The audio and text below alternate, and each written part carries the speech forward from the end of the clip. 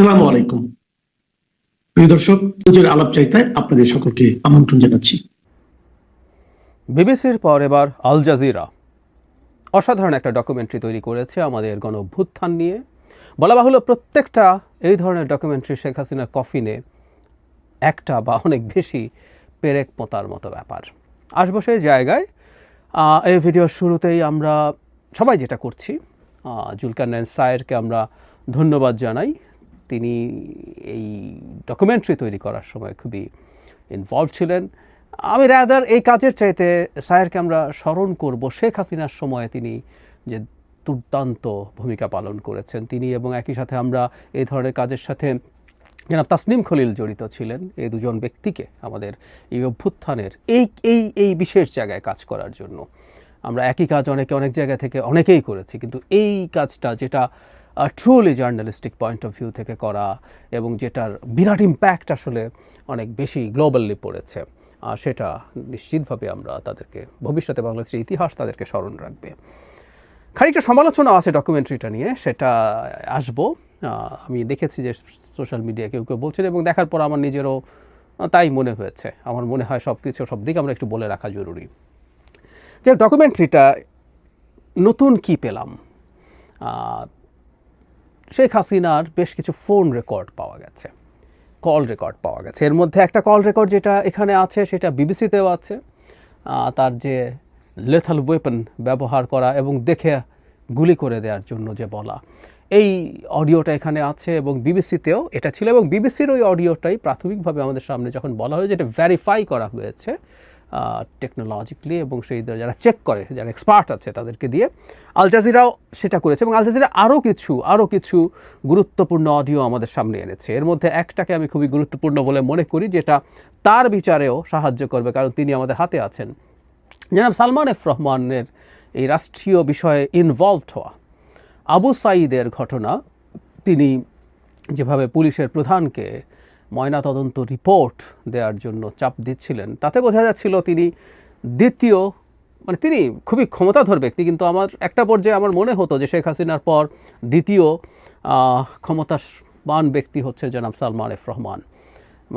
বোঝাই যায় তিনি শেখ হাসিনার খুবই কাছের মানুষও ছিলেন। শেখ হাসিনা ভোরে ঘুম থেকে উঠে সেলাই করছেন, মাছ ধরছেন, এসব ছবি সালমান এফ রহমান তুলে আপলোড করেছেন, এগুলো আমরা দেখেছি। আমি একটা স্মৃতি শেয়ার করি। আওয়ামী লীগের নেতা, নাম বলছি না, সম্পাদক পর্যায়ে টকশো করতাম, যেহেতু অনেকের সাথে এক ধরনের যোগাযোগ ছিল, কথাবার্তা হতো, আগে পরে কথাবার্তা হতো। আমি তাদের দল নিয়ে ফ্রাস্ট্রেশন কখনো কখনো দেখেছি, এবং একটা মন্তব্য ওই সম্পাদকের আমার কানে বাজে, যে সালমান এফ রহমান যে দল চালায় সেই দল আসলে আর কয়দিন করা যাবে। সো সালমান এফ রহমান কতটা পাওয়ারফুল হয়ে উঠেছিলেন সেই সময়, এটা বোঝা যায়, এটা আসলে বোঝা যায়। ইনফ্যাক্ট শুধু এ সময় না, উনি ডিফ্যাক্টো, আমি 96 থেকেই খেয়াল করেছি, শেখ হাসিনা যেখানে যান সালমান এফ রহমান সাথে থাকেন। সো শেখ হাসিনা উপরে কতটা প্রভাব তার ছিল, কতটা পাওয়ারফুল তিনি ছিলেন বোঝা যায়। পরবর্তীতে তো রীতিমতো এমপি টেমপি হয়েছেন, উপদেষ্টা তিনি দীর্ঘদিনই ছিলেন। সো আমরা এটা বুঝতে পারি এই ইনভলভমেন্টের একটা প্রমাণ আছে, এটা তার বিচারের ক্ষেত্রে কাজে লাগতেই পারে। আর আবু সাঈদের মৃত্যুর অসাধারণ ডকুমেন্টেশন আছে। আমি প্রত্যেককে আহ্বান জানাবো। এটা ইংরেজিতে এসেছিল প্রথম, পরে এটাকে বাংলায়ও ট্রান্সলেট করে দেওয়া হয়েছে। খুবই ভালো কাজ হয়েছে এটা। আবু সাঈদের পুরো এই সময়টার একটা অসাধারণ ট্র্যাকিং আছে। একজন জার্নালিস্ট আবু সাঈদকে ফলো করছেন, এবং আবু সাঈদের যে জিনিসটা আমরা আসলে আগে জানতাম না, সেটা এখানে জানতে পারলাম, যে আবু সাঈদকে টার্গেট করা হয়েছিল। তাকে প্রথম অনেকজন পুলিশ মিলে ঘিরে ধরে পেটাতে যায়, তারপরও রক্তাক্ত অবস্থায় আবু সাঈদ এগিয়ে যায়, দৌড়ে যায়। সাঈদের বীরত্বের একটা অংশ আমরা দেখেছি বুক পেতে দেয়া বুলেটের সামনে, কিন্তু এর আগে থেকেই তার বীরত্ব চলছিল, অকল্পনীয় বীরত্ব চলছিল। এটা চমৎকার অসাধারণ ডকুমেন্টেশন এখানে আছে। শেখ হাসিনার নতুন কিছু অডিও আমাদের সামনে আসলো, এগুলোও গুরুত্বপূর্ণ। তিনি ছাত্রলীগের সাথে কথা বলছেন, ছাত্রলীগ তাকে নানান রকম তথ্য দিচ্ছে, ছাত্রলীগের নেতা। এবং শুধু সেটা না, ইন্টারনেট বন্ধ করা নিয়ে যে মিথ্যাচার হয়েছিল, এগুলো আমরা জানি, অনেক আগে থেকেই জানি এগুলো কে বন্ধ করেছে, কী করেছে। এগুলো নাশকতার জন্য হয়নি, এগুলো আসলে বন্ধ করা হয়েছে, সেগুলো আমরা জানতে পারি। বিটিআরসি কীভাবে নির্দেশনা দিয়েছে সেই ডকুমেন্ট আমাদেরকে দেখানো হয়েছে। কিন্তু আমার কাছে একটা জিনিস, এর মধ্যে যারা স্বজন হারিয়েছেন, এক ভাই, একজন শহীদের বোন এসছেন, কথা বলেছেন, আবু সাঈদের পরিবার কথা বলেছেন, কিন্তু একজন রীতিমতো টিন সন্তানের মেয়ে সন্তান, কন্যা সন্তানের বাবা কথা বলছিলেন একটা পর্যায়ে। আমি বিশ্বাস করি তার কান্নার সাথে আমরাও কাঁদবো। মানে স্বজন হারানোর বেদনা বলে একটা কথা আছে, যেটাকে শেখ হাসিনা ডেরোগেটরি বানিয়ে ফেলেছেন, একটা ফাজলামতে পরিণত করেছিলেন। তার বিভৎস স্বৈরাচার চাপিয়ে দেওয়ার জন্য নাকি কান্না কেঁদে, মায়া কান্না কেঁদে এগুলো উনি বলতেন। আমরা জানি তার পরিবারের যে ঘটনা ঘটেছে ডিজাস্টারাস, কিন্তু উনি বছরের পর বছর, বছরের পর বছর এটাকে আসলে ব্যবহার করেছেন মানুষের সামনে। কিন্তু একটা ট্রু স্বজন হারানোর বেদনা, মানে গুলি খাওয়ার পর তার কন্যা তাকে শেষবার ফোন করে এবং জানায় সে আর বাঁচবে না, তার ডেড বডিটা যাতে নিয়ে যায়। এরকম আরও কত গল্প আছে, আমি জানি না আমাদের এই গল্পগুলো আমরা ধারণ করছি কিনা। আমাদের মানে এই ডকুমেন্টেশনগুলো একটা আল জাজিরা করছে, দ্যাটস ফাইন, কিন্তু আমাদের যে শহীদ হয়েছেন, যারা শেখ হাসিনার পরিবারের, শেখ হাসিনার এই বাহিনীগুলোর আক্রমণে, হামলায় এই ধরনের ক্ষতিগ্রস্ত হয়েছেন, তাদের পরিবারগুলোর অনুভূতিগুলো, তাদের বক্তব্যগুলো ডকুমেন্টেশন করে রাখা দরকার। যারা আহত আছেন, মানে এখন তো ভিডিওর যুগ, এগুলো as much as possible document রক্ষা করা দরকার আছে। কারণ এর মধ্যেই মিথ্যাচার শুরু হয়েছে। ডকুমেন্টারিটা শেষেই দেখা যাবে যা হয় সচরাচর, প্রত্যেকটা অভিযোগ অস্বীকার করছে শেখ হাসিনা বা তার দলের লোকজন, এগুলো আমরা দেখতে পাচ্ছি। এটা আবারও হতে পারে। সো এই ডকুমেন্টারিগুলো শুধু ডকুমেন্টেশন করা না, আমাদের হাতে যে ফুটেজগুলো আছে, আমি জানি না, সত্যিই জানি না আমাদের সরকার কোনো আর্কাইভিং সিরিয়াসলি করছে কিনা। আর্কাইভিং করলেই হবে না, এগুলো প্রত্যেকটা ডিজিটাল ফরেন্সিক করে এগুলো যে অথেন্টিক, এটা আমাদের দেশেও না, প্রয়োজনে বিশ্বের যে কোনো প্রতিষ্ঠিত জায়গা থেকে এগুলোকে ভেরিফাই করে, যত টাকা খরচ হয় এগুলো ভেরিফাই করে তারপর আর্কাইভিং করা দরকার। এবং এগুলো যদি কোনো সার্টিফিকেশন থাকে সেগুলো উল্লেখ করে দেওয়া দরকার আছে, আমি মনে করি। কারণ আমি প্রায় একটা কথা বলতাম যে শেখ হাসিনা এবং আওয়ামী লীগের কপাল খারাপ হচ্ছে এই অর্থে, এমন যুগে এই ঘটনাগুলো তিনি ঘটিয়েছেন যেগুলোর প্রচুর ডেটা আমাদের হাতে রয়ে গেছে, ছবি, ভিডিও, এখানে দেখেছি আমরা, এছাড়াও দেখেছি, জানি। সো এগুলো যদি আমরা ঠিকঠাক মতো করে প্রিজার্ভ করে রাখতে পারি, তাহলে এটা শেখ হাসিনা এবং শেখ হাসিনা তো আসলে সম্ভব না, নো ওয়ে, একদম বলেই দিতে পারি, চটটট না, কোনোভাবেই উনি এদেশে আর আসবেন না।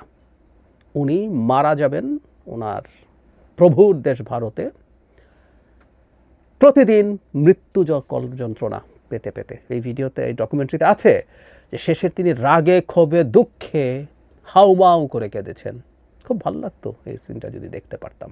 যাই হোক, উনি এটা করেন, এখনও করেন, উনি ঘুম ভেঙে ওঠে কাঁদেন, আমি জানি।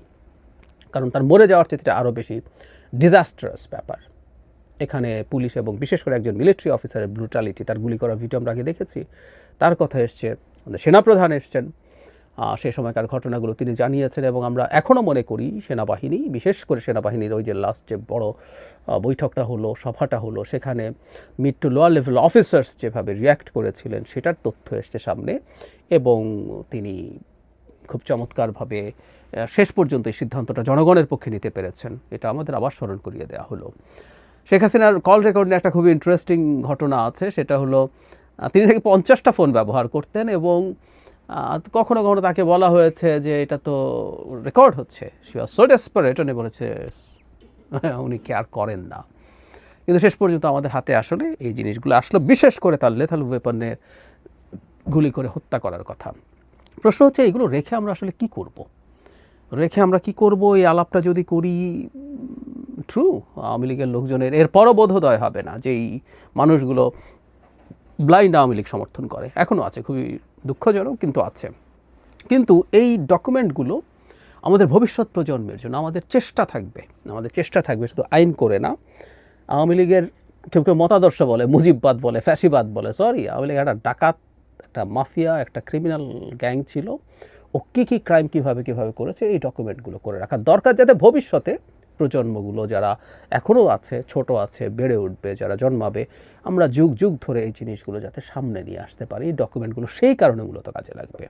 যেই আওয়ামী লীগরা এখন আছেন, ওনারা আস্তে আস্তে অনেকেই বুড়ো হবেন, বুড়ো আছেন, মারা যাবেন, অনেকেই হয়তো পাল্টাবেন না, কিন্তু আমরা পলিটিক্যালি, আইডিওলজিক্যালি আওয়ামী লীগকে যতটা সম্ভব অপ্রেস করে রাখা সেই চেষ্টা করব। আবার বলছি, এটা গণতান্ত্রিক পন্থায় সেই চেষ্টা করবো এবং এই জিনিসগুলো কাজে লাগবে। ফাইনালি যে সমালোচনাটা, সেটা নিয়ে একটু কথা বলি। ছাত্রদের প্রতিনিধি হিসেবে এই ভিডিওতে জনাব সাদিক কায়েম এসছে। মানে সাদিক কায়েম আগেও আমরা যখন বৈষম্য বিরোধী ছাত্র আন্দোলন কাজ করছিল সেখানে তাকে কিছু কিছু ছবিতে দেখা যায় এবং উনি অ্যাক্টিভ ছিলেন এবং ভেতরে অনেক কাজও করে থাকতে পারেন, আমি নিশ্চিত নই। উনি অবশ্যই এটা একটা অ্যাক্টিভ পার্ট, কিন্তু উনি তার পরিচয় দেওয়ার পর উনি আমাদের সামনে পরিচিত হলেন। পরে আমি মিলিয়ে দেখেছি কোনো কোনো জায়গায় সাদিক কায়েম তো ছিলেনই, ঠিক আছে, কিন্তু শুধু তাকে দিয়ে স্টুডেন্টদের দিকেরগুলো বর্ণনা করানোটা অনেকের কাছে প্রবলেম্যাটিক মনে হয়েছে, আমার কাছেও হয়েছে, সত্যিকার অর্থেই হয়েছে। মানে নাহিদ ইসলাম, আমি সবসময় বলি এই মুভমেন্টের পোস্টার বয়, যাকে নিয়ে আর কোনো ভ্যারিফিকেশনের প্রয়োজন নেই। সাদিক কায়েম কদ্দূর কী করেছে এটা ওর বয়ান, তার বয়ান, এগুলো তো রেকর্ডেড না। আমরা দেখেছি তার পক্ষে ও বলছে, সে বলছে, বা আরও কারো পক্ষে নানান রকম কথাবার্তা আসছে। এগুলোও ইতিহাসের অংশ হিসাবে থাকবে, কারণ ইতিহাসে সব কিছু প্রকাশ্যে ঘটে না, আই অ্যাগ্রি। কিন্তু যেটার ডকুমেন্টেশন আছে, যেটার প্রমাণ আছে আমাদের হাতে, নাহিদ ইসলাম ছাড়া আরও যে কয়েকজন আছে তাদের যে কেউ অথবা এগুলো ভাগ করে দেওয়া যেতে পারতো কয়েকজনকে, কিছু কিছু অংশ। এত গুরুত্বপূর্ণ একটা ডকুমেন্টারিতে তাদের অনেকেরই অংশগ্রহণ থাকা দরকার ছিল। আমরা যারা সে সময়, শুধু পুরুষ না, নারীদের মধ্যেও কেউ, আমি এই মুহূর্তে উমামা ফাতেমার কথা মনে পড়ছে, খুবই ভাইটাল রোল প্লে করেছেন। বা ওই যে ছজনকে ধরে নিয়ে যাওয়া হলো, এদের আরও কিছু ইনভলভ করলে ভালো হতো, কিন্তু এটা একচ্ছত্রভাবে সাদিক কায়েম ন্যারেট করে গেছে। তাতে এই পারসেপশন তৈরি হওয়ার প্রবাবিলিটি আছে যে সাদিক কায়েমই এখানে সবচেয়ে কী রোল প্লে করেছেন। এই জিনিসটার সমালোচনা হচ্ছে, আমি মনে করি এটা সমালোচনার যোগ্য। এটা না থাকলেই ভালো হতো এই ডকুমেন্টারিটা। আমি তাকে বাদ দিয়ে দেওয়ার কথা বলছি না, তার সাথে আরও কয়েকজন